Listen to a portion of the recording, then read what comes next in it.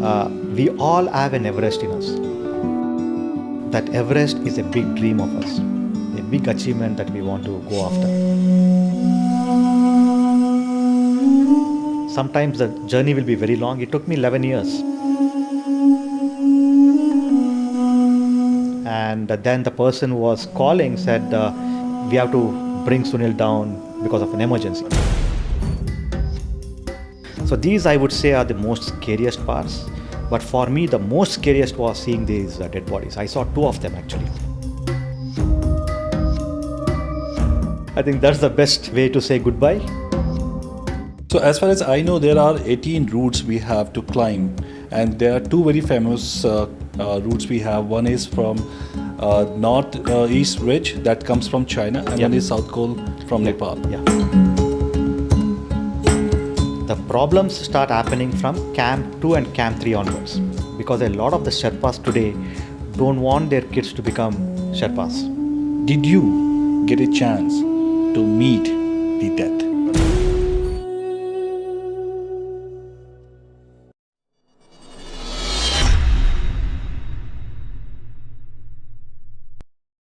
Hello my YouTube family, how are you doing? I'm sure you all are doing pretty well, isn't it? Thank you so much. I know you have been waiting for this moment, for this interview. So I have Sunil Natraj in the studio. Sunil, welcome to Beerbooks. Thank you so much, Raj. It's a pleasure to be on your channel. Okay. And thanks for inviting me again. The pleasure is all mine. You know what, Sunil? When people say that I'm at the top of my career, it's just a feeling. But when you say I'm at the hover of the Everest, you actually see. Yeah. You have summited the Everest. Yeah. How do you feel about it? It was a very, very unbelievable feeling when I first set foot on Everest. And it was probably only after 5-10 minutes I realized that I am one of the 5,200 odd people in the world, entire world, who is seeing the world from the highest point. Okay, so that was very, very special. How was the view from there? Man, you know, it's hard to explain that. Everything is just very small. The mountains are very small, and you feel that you are the tallest person in the world. I agree. That's the way I really felt there. Okay, so the things which you do, right, mountaineering part, right, is a very costly or very time-consuming venture. So what do you do for a living that allows you to do this, that take your time and money?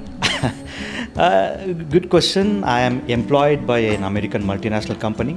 I am a product marketing director. Okay. And the beauty of my job is I can work from anywhere. Wow. Okay, I don't have to be in the office. I don't have to be doing the programming. You know, I just need an internet connection, and I can literally work from anywhere. And I used to work from the base camp. Whenever there was an internet connectivity, I used to work from there. And training, I would do it in the mornings when I'm in Bangalore, or in the evenings. So that didn't impact my day-to-day work activities. But the 45 days of expedition, literally I worked 25 days from the base camp. Mm-hmm. So okay. So how long you have been trying for this, and how much time did you take to go at the top of this world, I must say? I'll have to start back from 2011. That was my dream of summiting Everest, which I dreamt in 2011. Just because my flight, or a mountain flight that would take me around Everest, got cancelled. So the first thought that came to my mind was, hey, why should I see Everest from a flight, but I rather see the world from its peak?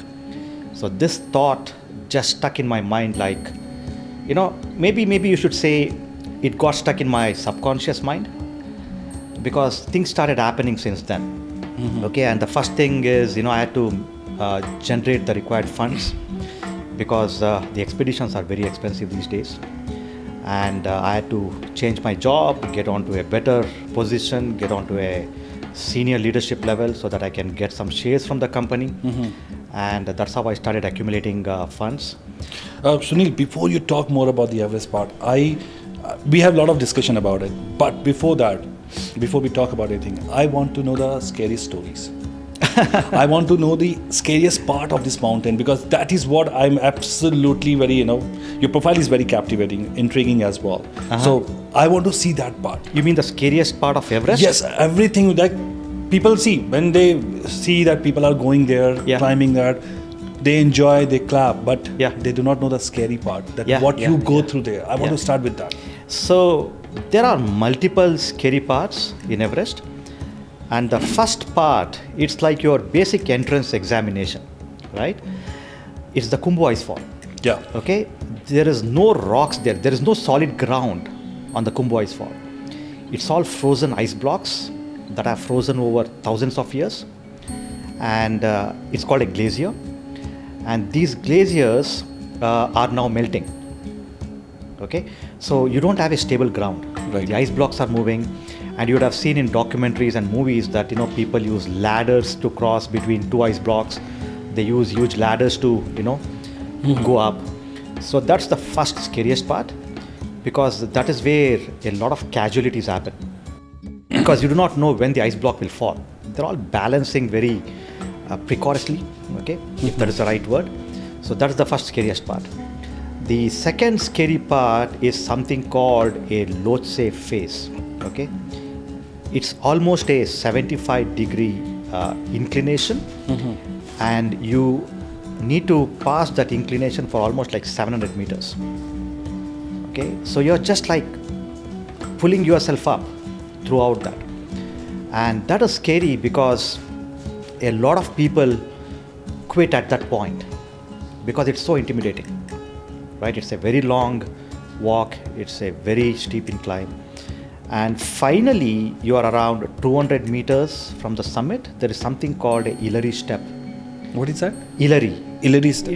It's named after Edmund Hillary. Okay. First person who just climbed. Everest. It's named after him. Right. And it's a 85-degree inclination, and it's pure rock. There is no ice on that. Okay, and you are wearing something called crampons to your shoe. Those are like the things with the nails, so that you can grip onto the ice. Yeah. And you can't grip on solid rock. Okay, you are slipping. Most of the time you are slipping, but you need to keep pulling yourself up. That is the most scariest part, because most of the casualties on Everest happen there, either when you are ascending or descending. And at that place you find a remains of a body of a climber who died 14 years back, and his remains are still there, intact. And when you are at that altitude and your mind is already gone crazy with all that climb, and when it sees that dead body, it freaks out. Okay, you are literally unable to move at that height, seeing the dead body. Okay, and you just pass through it. Then you climb the Hillary step, and then you reach the Everest. So these, I would say, are the most scariest parts. But for me, the most scariest was seeing these dead bodies. I saw two of them actually. One was a 14-year-old dead body, and another one was a 4-year-old remains. So which part of the mountain you have seen that bodies, and where you have a fair chance to get died? That's the Hillary step. And what is the reason behind it? The Hillary step is very torturous to climb. As I said, it's pure rock. You slip because you are wearing crampons. You don't get grip on that pure rock, and you keep slipping. And and you are just around 200 meters from the peak of Everest. Okay. And Hillary step is where casualties happen. Okay, because people slip and fall, and people don't summit further because they cannot, because they have lost all the energy. And then you see the remains of these two climbers, and then the mind goes nuts. Hey, what happens if this happens to you, right? So it's a very freaky moment there. So I have watched few of the videos, few of the interviews of the mountaineers, right, where they mention their legs, hands, fingers are chopped off. Mm-hmm. And I have seen the pictures as well. The fingers are green and black. Mm-hmm. What is this all about? Okay, so you don't have to chop them off. They can just literally fall off. Okay, this is called a frostbite. Okay, Frostbite. It's called a frostbite, And it usually happens to your fingers, toes, or to your nose. And what is a frostbite? If you think about it, your body is largely water, right? And at some times in the mountains, the temperature can drop up to -30, -40. This can literally freeze the water in your skin. And there are some sensitive areas like your fingers, your toes, your nose, where the skin freezes. There's no blood circulation to those parts, and then the parts start rotting. Okay, that is why you see that green and black color. So how did you manage to get rid of these things? Yeah, interestingly, I had a frostbite on my nose last year when I was summiting a 7,000 meter peak. The weather was absolutely fine. We were doing the summit push. We were at around 7,000 meters, and suddenly the weather changed. The temperature dropped to almost like -30. The wind speeds increased to 40 kilometers per hour. And if you do the math of these two, you're literally at around -45 degrees. And it was just for a few minutes I removed the face mask.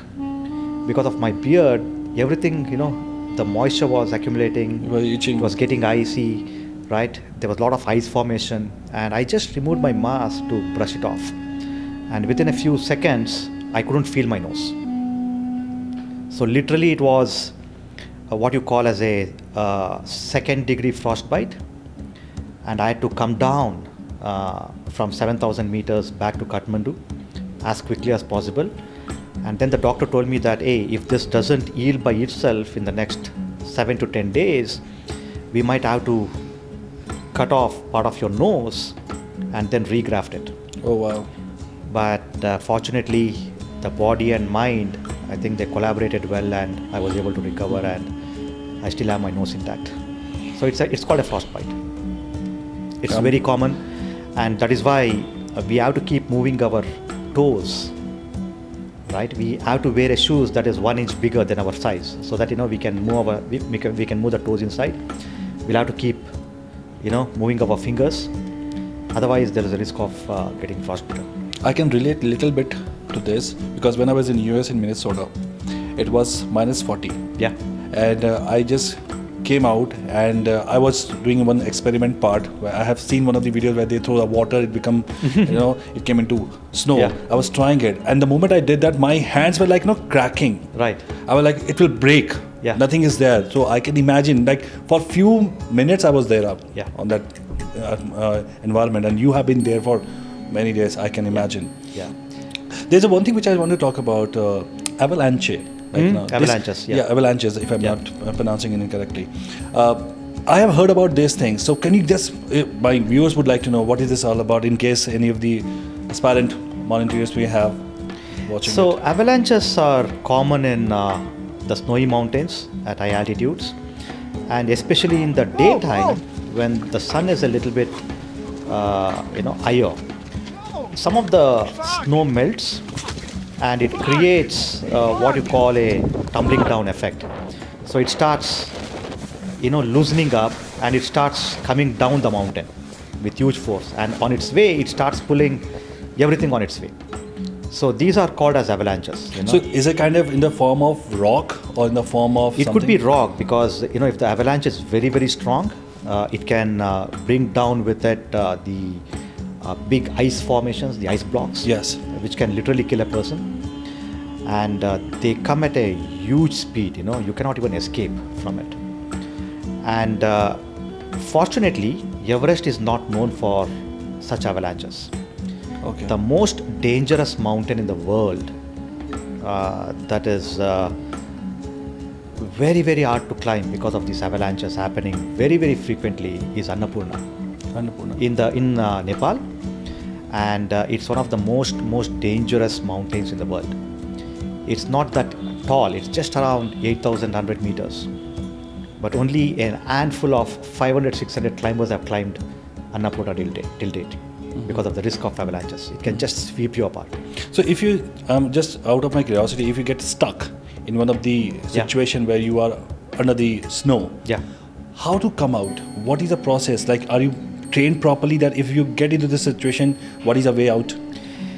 It's Because it is absolutely, you have no idea. Taking example, when you're in the water, you know that you have to go up. Yeah. But under the snow, you have no idea where we have to go, Yeah. which way you have to come out. Yeah.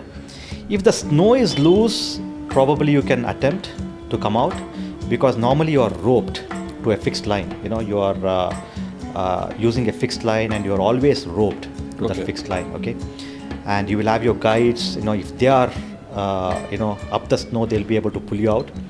However, if the snow is very hard and if you're under ice, very, very difficult. The chances are absolutely 1% for you to survive.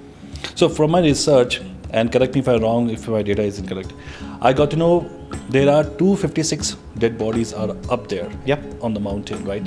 So what are the chances the next person up there is not going to be 253? There is every possibility, right? And even I could have been one of them. And that's the risk of high altitude climbing. And most of the deaths happen at extremely high altitudes because of lack of oxygen. You basically make some very silly mistakes and you fall away from the mountain. The biggest cause of death is something called cerebral edema, wherein due to lack of oxygen, water accumulates in your brain and your thinking capacity is lost, literally.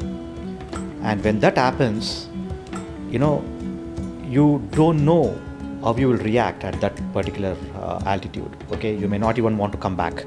You will not want to listen to your guides or the Sherpas, what they are normally called as.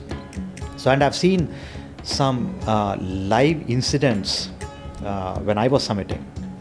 People are coming down, they spent a lot of time on the summit, they were exhausted, they had no oxygen left in their tanks, and then they started accumulating fluid in their brain.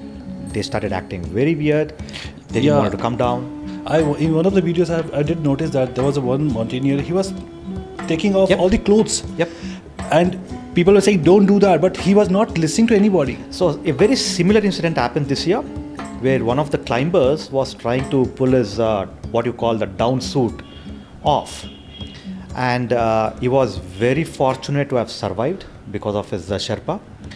And when we asked him at the base camp why he was doing that, he vaguely remembered and he said, I was just seeing gardens. Oh yeah. And I was feeling so warm. Right. I just wanted to get my clothes off.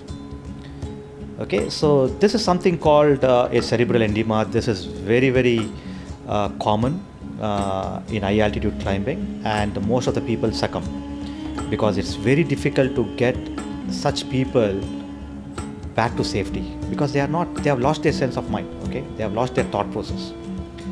How do you get a person down a 80-degree inclination, right, when he's not listening to you, when he doesn't even want to get onto your back, right? So there are very, very less chances of such people surviving. So who should not be climbing? What kind of person should not go for this? I've seen a lot of different types of people climb, but the people with high blood pressure, right, with any type of cardiovascular issues, they don't, or they are not allowed to even climb, right? And it's not people safe who for has them. a vertigo issues. Vertigo is also a problem, but I have not seen any people succumb due to vertigo. I have a serious concern with vertigo. That's why I'm asking that. That's why I'm asking, because when I see the height and I said my legs are shivering, and my mind is just not even under my control. Like it says, okay, you will fall down. You will fall down. So that's why I'm asking. So Raj, what I have realized and what I've learned is, in high altitude mountaineering, your physical strength is just 30% of the story. Mental level. Your mental endurance is the remaining 70%. I agree. 100%. And that's what people train to get their thought process sorted out, right? Can you control your thoughts now? Impossible, right? Otherwise you'll be called an enlightened being. Can you control what type of thoughts get into you? Not possible. However, what we can do is, whenever there is a negative thought coming, rather than indulging into that thought, right? Can we put a full stop and convert that into something positive? How do you do that? Like, That's training. That is meditation. It has taken me, years of meditation, right? And I've trained to be more aware. The mountains have taught me to be more aware because it involves a lot of awareness, right? To get into a negative thought, because your mind is excellent in creating the fear, the negativity, everything around it. And in the mountains, the number of thoughts multiply. If you're getting, say, for example, 100 thoughts now, in the mountain, it's 1,000 thoughts. And here, out of 100, maybe 20 thoughts are positive. But in the mountains, all the 1,000 are negative. yeah, Right? It wants you to stop. It says, hey, what if you die?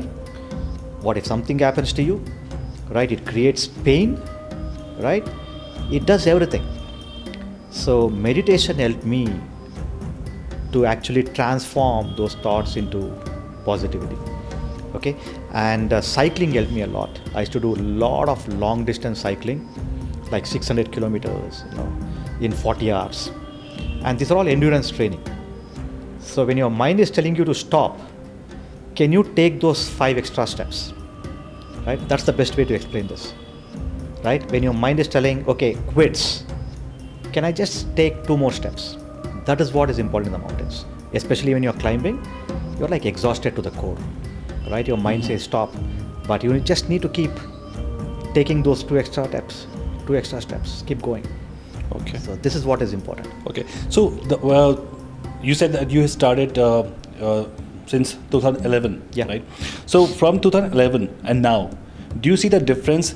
Technology is helping climbers because we have the weather forecasting in place. We have a lot of technology available. So what is the difference you see back in 2011 and now 2022? I don't know. I didn't know at that time. However, if I look back from now and look at what the climbers used to use at that time, say 20, 30 years back, technology has just rapidly changed the way mountaineering is done. Okay? Those days, if you see the videos, the shoes would weigh, each shoe would weigh around 2 kgs. Yeah. Today, the pair is only 1 kg. They have become so light, but they are much more warmer than what it used to be 20 years back. And then you got something called the down suits, which is made out of the down feathers of the goose. And back those days, you didn't have the technology, right, to actually put the feathers together and stitch it. They would use a lot of woolen thing, the cashmere Right. wool, I did see that. and they used to put layers of it, and that would all make it extremely heavy. I think they used to carry 30-40 kgs, They used to carry a lot of weight. Yeah. They had to carry the tents Yeah. at that time, and believe me, the tents would fly away. Right. Because the fabric that is used now is totally different from what it used to be at that time. And even at 40-50 kilometers per hour winds, the tents in those days would just get torn or blown away.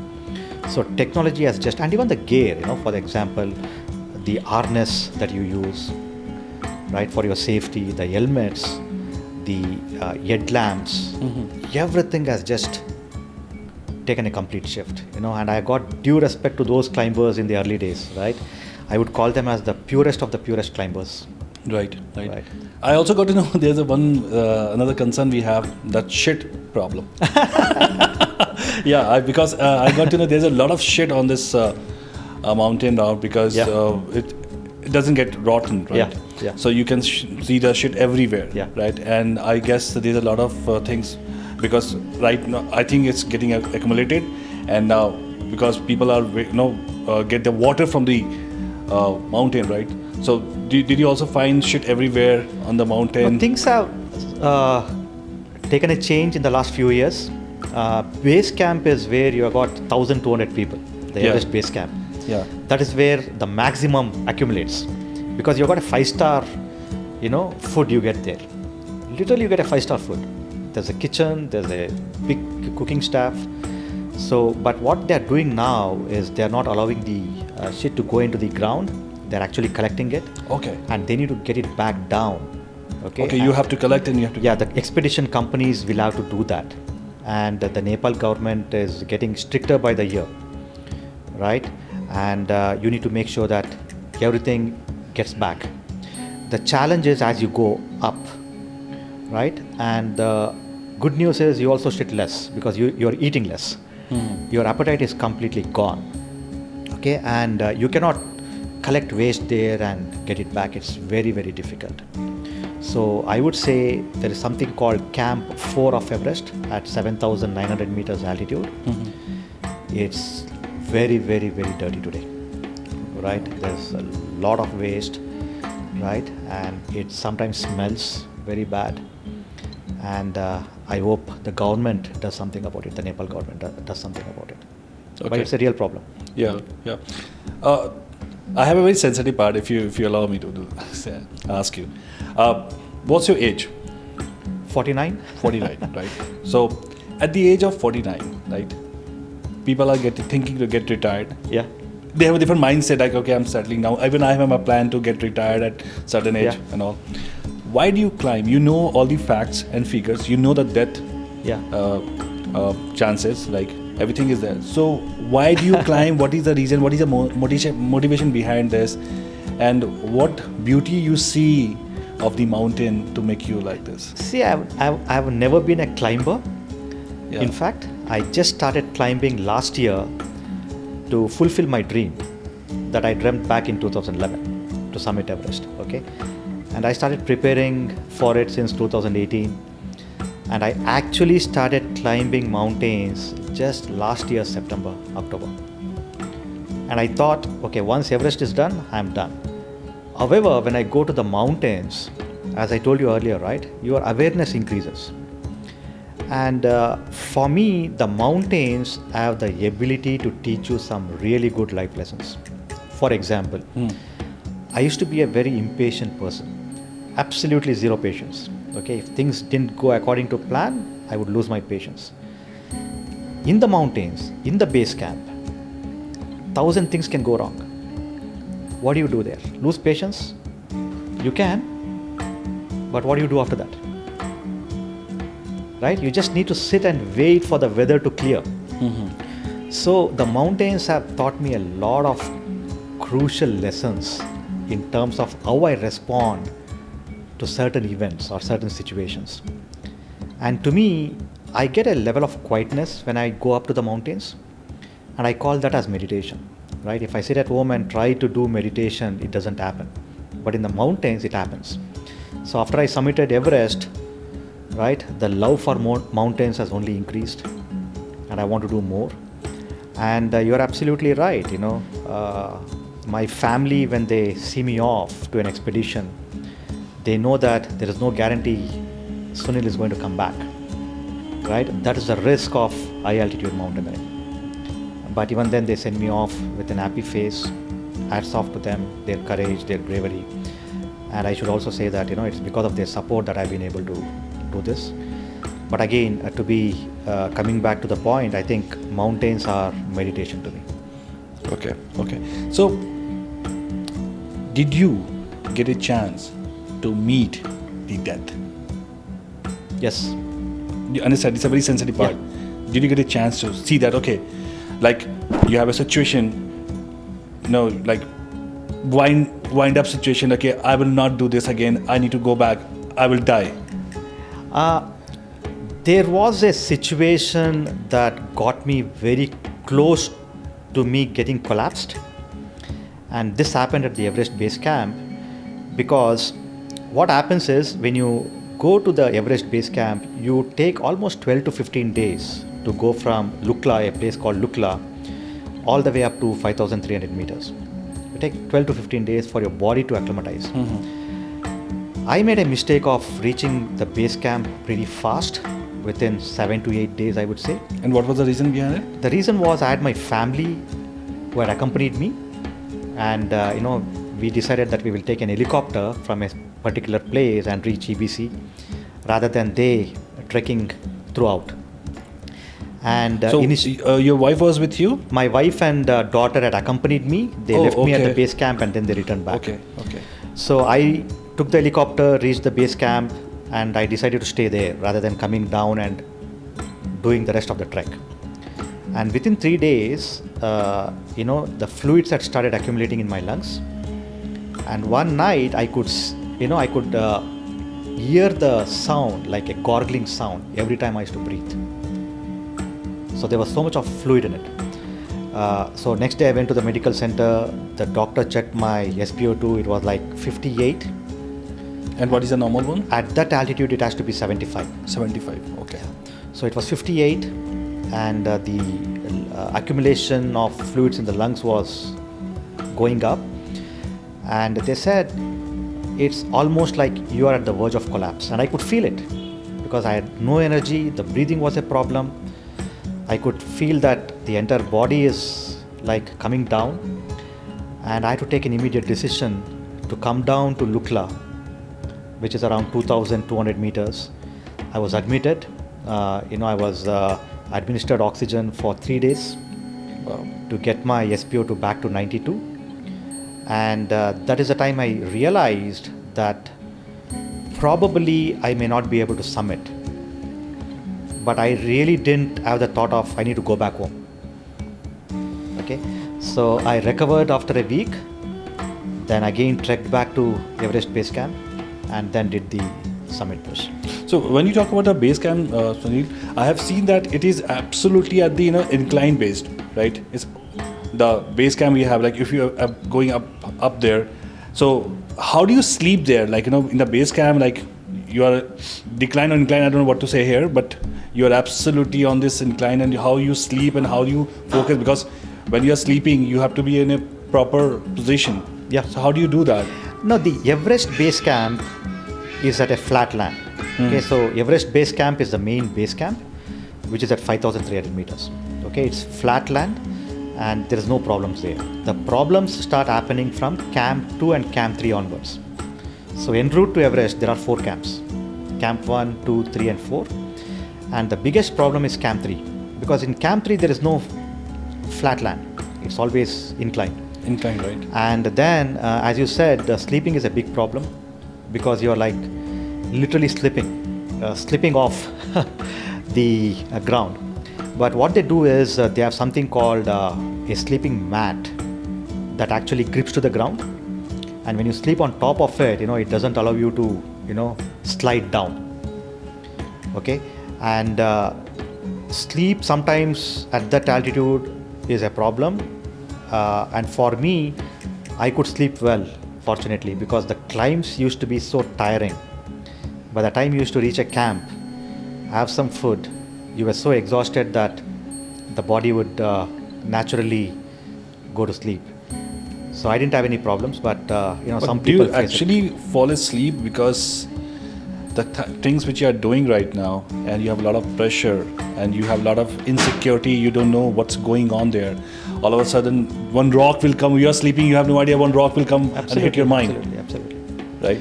Yeah, the fear is there. However, you need to sleep. Otherwise, your body will not be ready to move the next day. Okay, you need to at least sleep for a couple of hours. So if not for a big duration of time, at least 2 to 3 hours of sleep is a must, and normally climbers do get that hours of sleep. So basically you have a group, right? Yes. And then it's properly roped and chained properly, right? So there's one coordination is very important when you climb, right? Absolutely. So you're how many always in a people group. You're always in a group, and each of the climber has a Sherpa guide. And just to let you know, without the Sherpas, there is no climbing. Yeah, I was about to ask this part as well. Yeah. And Sherpa is a group, it's a community in Nepal. Tenzing Norgay, who escorted Edmund Hillary, was a Sherpa. Right. And excellent climbers. They are used to that altitude. Their body is acclimatized to that altitude, extremely strong. And each climber today will have a designated Sherpa. So solo climbing is literally impossible in the Everest. Some people do, but 99.9% of the climbers have a Sherpa guide. Okay. Now we can talk about the Everest, the complete process here. So what is the budget we have to climb, and what is the process of climbing, like right from stepping out from house?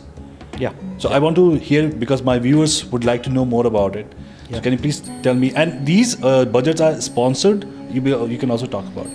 Okay, so high altitude climbing has gotten very expensive over the last 5 to 10 years for several reasons. One is there is already a lack of Sherpas, good Sherpas to take you up the mountains. Can you talk about Sherpa? I know what is Yeah. Sherpa, but if my viewers would like to know.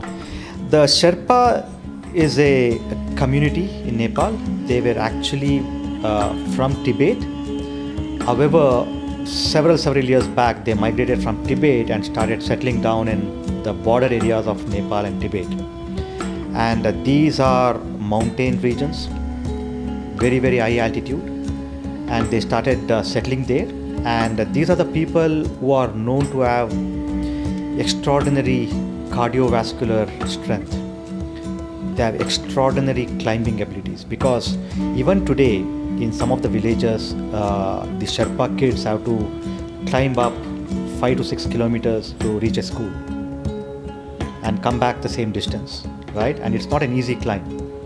So these people are like trained from a very young age. They become excellent climbers, and these are the people who normally accompany climbers to the top of Everest. So it's a community. How many people are there, like all the Sherpas family? Sherpa is a big community. However, you have a shrinking base today, because a lot of the Sherpas today don't want their kids to become Sherpas. So they are educating them, they are sending them to good schools, they are sending them abroad. So that community itself is shrinking. And there are only a very few handful number of what you call international certified guides who are Sherpas. Okay, and I will come to the cost part of it. Right. So when you look at this, there are multiple factors. Okay, you need to pay a permit fee to the Nepal government, which is substantially high. It's almost like 7 lakh rupees that you have to just pay to the Nepal government. Not directly you paying, but the expedition company that you tie up with, right, will have to pay the Nepal government per climber something called a permit fee. And then you have got 3 categories of guides that you can choose from. One is a very basic Sherpa, okay, and this is the guy who has summited Everest 3 to 4 times. He's a good guy. He can take you. He can carry some of your stuff if required. He knows how to operate the oxygen regulator, right? He knows all the basic stuff, and he can lead you to Everest. However, if there's a medical emergency, these people will struggle to do the right things for you, right? Evacuation, the first aid, they are not well trained. That is where the second category of Sherpas come into picture. So these are internationally certified guides. There is a certification authority called IFMGA, and very difficult to pass these examinations. And only a few Sherpas who are fluent in English, who have dedicated their lives to climbing, they pass these examinations. Okay, and they are expert in evacuation. They're expert in first aid, right? And you will feel that you are almost in safe hands. Okay, there are a lot of other factors that are beyond their control as well, but you can be assured that if something happens to me, like a frostbite, a simple frostbite, they will know what to do. Okay, so the cost of these guides, or the salaries that are paid to these guides per expedition, is very high. Okay, so the price increases. And then there is something called VIP expedition. Yeah. Okay, like you would have seen the 14 Peaks documentary, Nimsdai, and very popular climbers, they take a group. Okay, and it becomes more of a social media promotion if you go with them, and they are the most expensive, right? So if I break this up into categories, the basic Sherpa, you will at least need a minimum of 25 lakhs. Okay, this is just your expedition cost. Okay, it excludes your insurance. It excludes the gear that you need to buy. The gear is very expensive, by the way, right? The suit that you wear, the boots you wear. And then the next category, which is the experienced, the certified guide, that would be between 30 to 35 lakhs. Okay, and then when you go to the VIP type, that can go up to 45-50 lakhs. It can go more than that, so. It can go more than that. I did see one Mexican. It was literally a joke this year, right? He paid almost, I was told that he paid around $300,000 to carry his huge piano, the piano stand, up to the Everest and play piano there. He wanted to create a world record. Yeah. Right? And literally I could see he was not climbing. He was being carried by the Sherpas. Right? So it was a shame to mountaineering, right? The hard work that the climbers do. They do. When they see somebody, carried with a piano, it was heartening. I saw that, he was playing a piano when I submitted. So it's very expensive. Very expensive. So when you talk about these tour organizations we have here, which one you have taken in? These are called expedition companies. Mm-hmm. And this year there were around 36 expedition companies. Which one you have chosen? I chose something called 8K Expeditions. And what are the parameters you had in your mind to choose any specific tour agency? I was looking for an expedition company last year, and I reached out to several people, several expedition companies, and all they did was, okay, you want to do this? Okay, here is the fee. Mm-hmm. Okay, you want to do Everest 2 years down the lane? Here is the fee. Mm-hmm. But this expedition company, the owner of that company, he decided to call me. And he wanted to understand why I wanted to do mountaineering in the first place, right? Because I didn't have any experience, nothing. I was just absolutely new to mountaineering. And just to let you know, I was also not given admission in any mountaineering institutions in India because they got an age cutoff, just like any other institutions. Right. Some had a 35-year cutoff, some had 40 years of age cutoff, and I couldn't get admission. So I couldn't learn climbing from an institution. So this guy calls me, understands a lot, touches my ego. And that is when I realized, hey man, this guy has something in him. Okay. So I decided to try them out, and they turned out to be an excellent team of climbers, trainers. And this guy literally taught me years and years of knowledge in just around 15 to 20 days. Mm-hmm. And that's when I decided that, I will do all my expeditions with them, and I've stuck to them. And that also helps, right? You get to know the people, you get to know your guide very well. The person who was guiding me this year, I know him from almost 6 to 7 months. So we had built a very good bond, right? We knew each other well, and that really helped. So it's 8K Expeditions. So as far as I know, there are 18 routes we have to climb, and there are two very famous routes we have. One is from north-east ridge that comes from China, and one is South Col from Nepal. Yeah. So you have taken the Nepal one. I've taken the South Col, which is the Nepal route. Yeah. Right. Yeah. Okay. So I have also heard other routes are so difficult to climb. Is it true? The North Col, every route has its own sweet challenges. It's not that one route is tougher than the other. Every route has its challenge. Every route will dictate on that day what that route is all about, the weather. Right? Okay. And you also dictate what your mindset is on that day. You might carry a lot of positivity with you, your body might be great. So every route has its own sweet challenges. However, a lot of people climb from the South Col because, there is the Lhotse phase, the Yellow Band. There are multiple sections that are extremely challenging. And China side, it's very hard to get a visa in the first place, right, to climb from China. And the north side, some people say it's a little bit easier, but again, it's very hard for me to comment because I find that every mountain, big or small, brings its own sweet challenges on that particular day. And do we have a military base there? Have you seen any military base in some of the mountains area? No, not in the Nepal side. Not in the Nepal side. So which one is a safer one? I have seen mountaineers, they travel in the morning or sometimes they travel at night. Yeah. So which one is the good one and what you have taken? Some of the summit push always happen at night for the simple reason that in the morning when the sun is out, there are risks of avalanche. Avalanche, okay. Yeah. Number two, it gets extremely warm, right? And you start sweating literally, even though it is very cold. The sun is also very warm. The sunlight is, striking your eyes through the snow.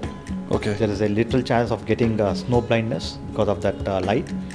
So there are a lot of risks of doing a summit push in the morning, right? And some of the danger zones you always cover in the night, like the Kumbu ice fall, right? In the morning when the sun comes out, the melting happens, right? The ice block may just collapse. So that is a section that you normally cross in the night. And the final summit push from Camp 4 to the Everest summit also starts at night. So very dangerous sections, you always do the push in the night rather than in the morning. So Sunil, what kind of health checkup you go through and what kind of medical device or other equipments, type of equipments you carry along with yourself? Okay, so the unfortunate part is the expedition companies nor the Nepal government, when they issue the permit, ask for any medical checkups. That's the unfortunate part. Because of the commercial business? Commercial business. However, there is at least one small check when you're taking the insurance, right? Because you need to buy a emergency evacuation insurance, then your life cover, and this is the time when the insurance companies ask for a medical certificate. Now, if you don't get the insurance, people don't climb because it's very risky, right? If something happens, there is no way that any help will come to you. So the only check that is happening today, unfortunately, is through the insurance companies. The expedition companies or the Nepal government is least bothered. And that is becoming a big problem because every person who has a lot of big pockets, they are coming to climb, right? And they become extremely slow when climbing, and you've got just one rope. It's not like a 6-lane highway. Right. You just have one rope. The same rope is used for climbing and also for coming down. And when somebody in front of you slows down, right, very difficult to overtake him. Right. Because you're all hooked up to the fixed line, you're wearing those big mittens, and if you want to, take off the safety from the rope and go over him, and it's extremely torturous. So I've seen a lot of people, just because of money, they come and climb. They don't have the training. They have not trained themselves. They just take things for granted, and these are the people who put risk to everybody else on the mountains. Okay, so at the age of 49, did you pay heavy insurance amount? Because they might judge you are 49 if you have a climber who's 35 or 30 or 25. So did you pay any extra? No, the higher fees is applicable at the age of 50. Oh, okay. So I was younger. At the edge. Okay. I was younger. Okay. So what kind of medical and the type of equipments you carry? You don't carry much equipments at all because the only thing that you carry is an oxygen cylinder, a 4 kg oxygen cylinder in your bag, and apart from that, you are literally carrying nothing. But I have seen a lot of equipments like like I don't know the name of those equipments, but I did see that in one of the videos. None of them are carried to the summit push on the Everest because every gram starts weighing like an elephant. Oh. Your 4 kg oxygen tank itself will be weighing like 20 kgs. Wow. Because the gravity is pulling you down, your mind is also playing its tricks. However, any of the emergency medicines that you take, you can carry them up to the respective camps and keep it there at the respective camp, but you're not carrying a lot of things when you're doing the summit push. Okay. So we talk about all those things. So we don't have a family there, like not having so many family there up in the hills. I have seen few videos like there's a base camps, people are staying there, Sherpas and everything. So where exactly they stay? The base camp is set up when the expedition starts. Okay, there is something called an Everest base camp. Yeah. It's called EBC for short. A lot of people go to trek to EBC. They do a trekking to EBC. Okay, that base camp is almost like 1.8 kilometers from one end to another end. You will find a lot of tents. You will find kitchens. You will find. This year there were around 1,200 people in the Everest base camp. Right, that is the most equipped camp that you can find en route to Everest. No families stay there.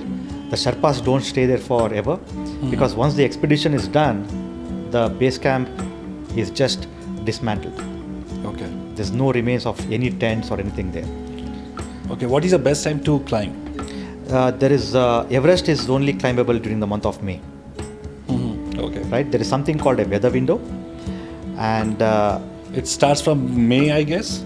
May the to June. weather window happens in May, but you will not know the exact dates till the season starts. Okay. Okay. This year, the weather window was between May 10th to May 24th. It was a pretty long weather window. So, what is a weather window? If you look at the height of Everest, it's 8848.86 meters, just 120 meters below the stratosphere. The wind speeds at that height throughout the year is between 240 to 260 kilometers per hour. Nothing can stand that wind speed. Okay. Now, what happens during this weather window? A cyclonic storm starts in the Bay of Bengal, and it starts creating a wind stream in the opposite direction, and it starts going up to the mountain. And the wind stream is also in the range of 240 to 250 kilometers per hour. And when they collide, it neutralizes, and then the effective wind speed becomes around 10 to 15 kilometers per hour on the top. This is the only time you can climb. But I have seen people going to climb in the month of October as well. October is called the winter climbing. It's very, very few people.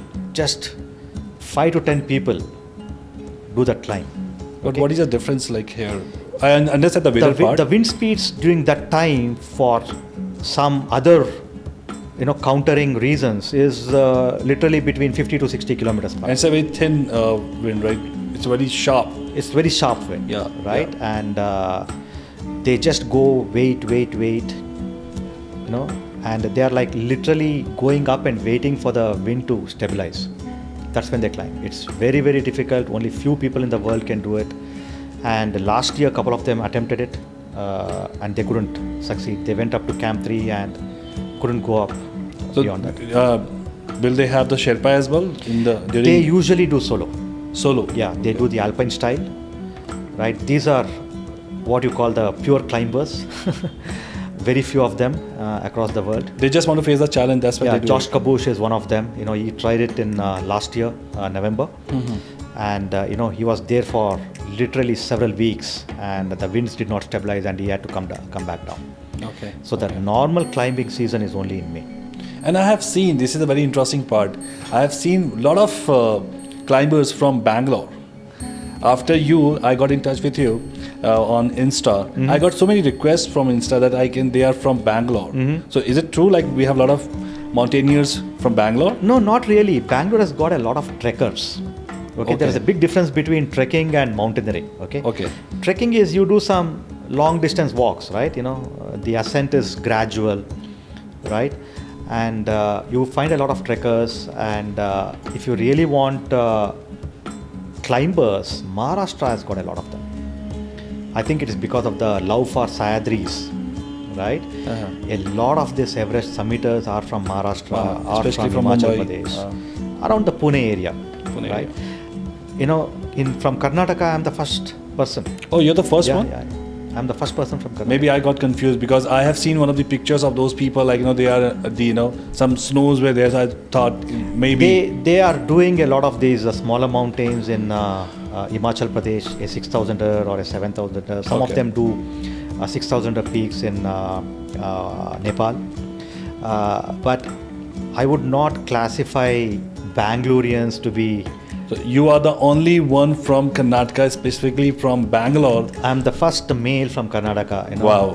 There was Congratulations. a female, a lady who had summited Everest from Karnataka a few years back, and she is the first woman, and I'm the first male. Wow! I had no clue about it. So thank you so much for sharing with me. Okay, so Sunil, I'm coming to a point where I'm going to discuss about your family, because the things which you are doing and you have been doing, it's a very risky part, right?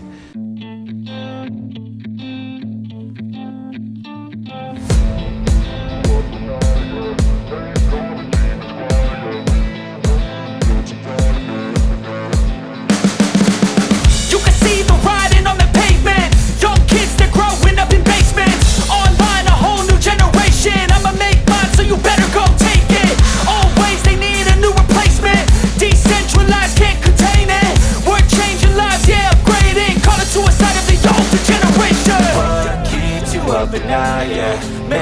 all the demons quiet, yeah. We were built to thrive, yeah. I think that we've all had enough. What keeps you up at night, yeah. Make all the demons quiet, yeah. We were built to thrive, yeah. I think that we've all had enough. Oh, yeah, I think that we've all had enough. Sick of dealing with the old plan. They know that we're calling it wrong. You got me like, oh, yeah, I think that we've all had enough. Sick of dealing with the old plan. They know that we're calling it wrong. Hey, it's too late to try to go contain it. A generation fueled by creation. We live lives on a small screen nation. We control the airwaves, no negotiation. I refuse to think we need saving. Something good will come from creation.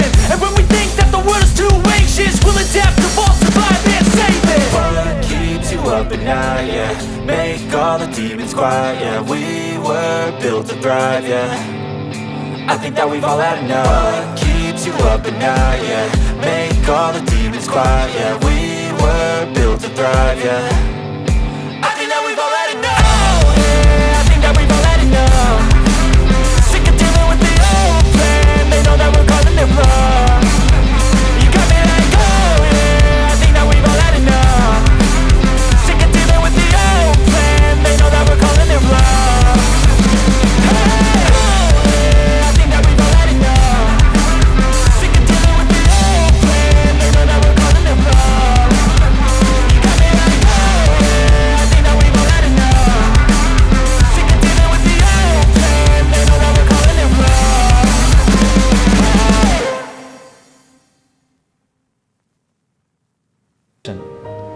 About everything, right from my savings, my investments, right? Literally everything, She gets it in a file with all the emergency contact numbers, the insurance company numbers, everything. She gets it in a file. And that's the way I tell her that I may not return. But it's not a direct way of telling it. It's just putting everything into a bundle and telling, hey man, this could be it. Wouldn't she say that? Why the hell you're talking about all those things? You have to come back and No, don't give me this shit anymore. No, I think she has realized it. I think she has also seen a lot of documentaries on Everest, and she doesn't see it now. But when I started talking about Everest in 2020, she had seen a lot of documentaries. I've seen her watching some things. Death on Everest and all that stuff. So I think she was mentally prepared for it, I would say. And how long you have been married? I got married in 2001. And was it arranged or love? It was arranged. Okay. So the first time when you talk about that, hey, I'm going to do this. Yeah. Was it like, why? Why you have to do that? Do anything about me, my family, then you have a lot of responsibility here. No, that's the reason. What I did was I first built the required funds for my retirement. Okay. The funds for my children's education. The funds for my wife. But money is not the replacement for you, right? The person. No, that is also important, right? Yeah, of course that is important. And then started building funds for my expedition. But when I told about it for the first time, she thought I was absolutely joking about it, right? She thought, hey, this guy is talking Everest, maybe we'll go to Himachal Pradesh, do a couple of treks and come back. And she was in that mindset until I really went and did a summit of a 6,000er last year. And she really freaked out when I got the frostbite. Okay? On the nose, right? On the nose. Okay. And unfortunately, I was not in communication with her. The expedition company also made a small blunder of calling her and asking her for the insurance copy. Oh, God. Even though, they had an insurance copy, they had misplaced it. So the only way to get the insurance copy at that time was to call my wife. And they called my wife and said, oh, we want the insurance copy. And that is when my wife...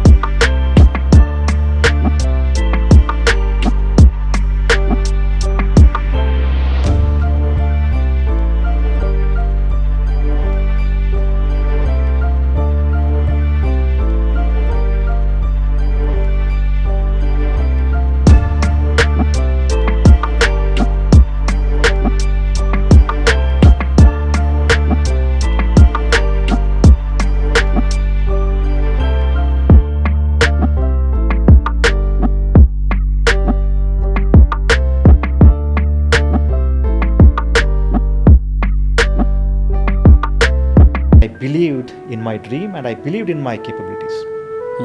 Right? So that's what I tell my kids. Whatever it is, just go out and do it passionately. Dream big. Don't be afraid to dream. However, never dream or never doubt your dreams. What happens is, if you say, I want to summit Everest, the next opposing thought is, oh, if I can't do that, I will go and do something else. There should not be plan B. Exactly. So what you're telling is, subconsciously you're telling, hey, I'm not able to do Everest, I'm incapable, so I'll do this. So what you're going to achieve at the end is plan B. So never doubt your dreams, never doubt your capabilities, just pursue everything passionately. Wonderful. So, what is one thing you will bring away from the cultures and from different people you were together, right? What is one thing you would like to bring from that different people you met or you're exposed to? I think I have met a lot of people. However, what I would like to bring back is the beauty of the Sherpas, right? They are extremely humble people, right? God-fearing, loving people. They just love everybody, everyone in the world, and they are able to give their life to protect their client. Right. They can literally, I've seen them literally take off their oxygen cylinders and give it to the climbers. They are like awesome people. I think if I have to bring down something culturally, it is the humbleness, the strength, and the courage of these people. Very well done. So what else do you have in the bucket list right now? What you're thinking?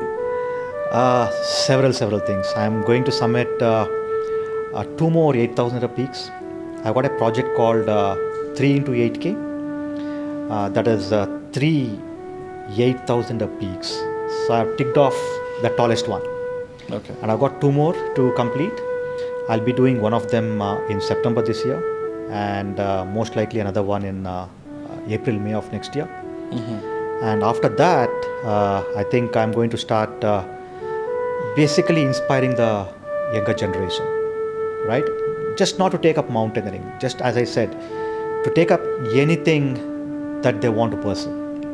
Right? Today, the youth are extremely strong today.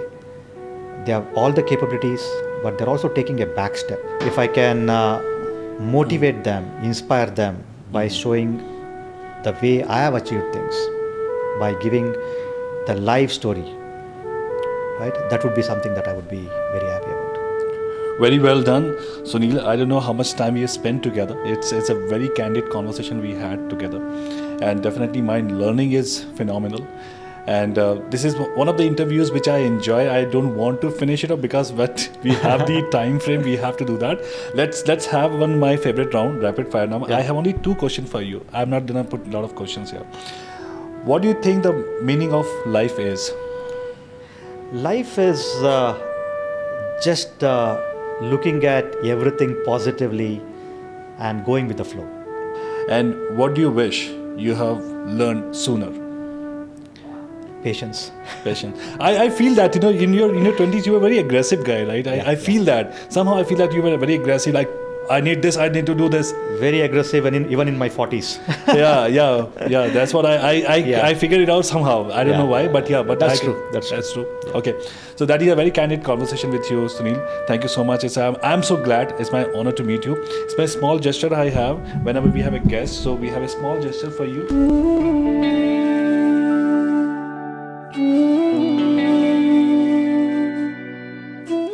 So guys, this is the conversation with Sunil Natraj, and I'm sure you have learned a lot of things. In case if you want to know more about it, I will put your Instagram ID and everything, and LinkedIn ID as well. You can connect, we can talk to him. He's a very supportive person, and definitely he's gonna be a pioneer for your mountaineer climbing as well. So तब तक के लिए बड़ों को नमस्कार, छोटों को प्यार, मिलते हैं आपसे नेक्स्ट एपिसोड में.